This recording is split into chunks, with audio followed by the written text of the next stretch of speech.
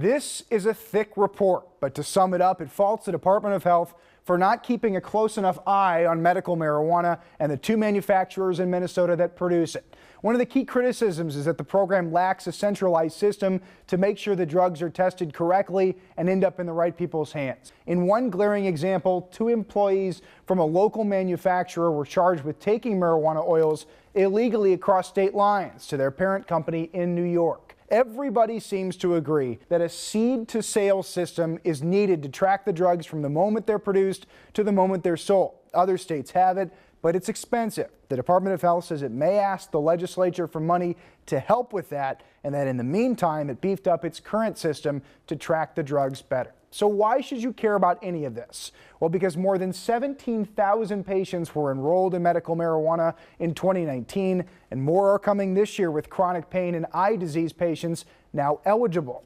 The Department of Health says it's aware of some of the issues and that it spent all of 2019 focusing on how to have better oversight of medical marijuana.